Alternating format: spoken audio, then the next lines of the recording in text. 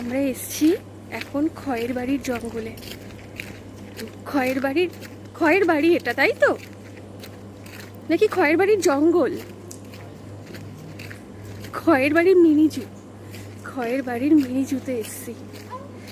বাবা, পুরো চারদিকটা পুরো জঙ্গল আর জঙ্গল, পুরো গা ছমছমে ব্যাপার লাগছে।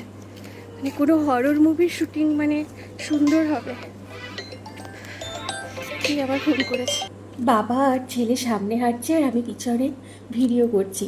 কেমন একটা ভয় লাগছিল, মানে এখানে মনে হচ্ছে অনেক আলো, আদৌ কিন্তু এত আলো ছিল না, ভিতরটা কীরকম একটা অন্ধকার। আর কিন্তু একটা বেশ অ্যাডভেঞ্চার লাগছিল, ওটা এনজয় করছিলাম। তো তোমরা যারা মানে এখানে আসবে ঘুরতে, মানে জলদাপাড়া ন্যাশনাল ফরেস্টে, এইখানে কিন্তু একবার এসো। এই মিনি জুতে তোমরা হয়তো খুব মানে অনেক পশু দেখতে না পেলেও, কিন্তু এই যে জঙ্গলের মধ্যে দিয়ে যাওয়া, হেঁটে হেঁটে যাওয়া, এটা কিন্তু একটা দারুণ মজা। অনেককেই টোটো করে যাচ্ছিল, কিন্তু দু একজন কাকু আমাদেরকে বললো যে তোমরা হেঁটে যাও, ভালো লাগবে। যাই হোক, শেষে দেখছি আর মানে জঙ্গল শেষ হচ্ছে না। তারপরে আমার বর আর কি আমাকে আর ছেলেকে এরকম একটা জঙ্গলের মাঝখানে রেখে ও আবার টোটো ডাকতে যায়।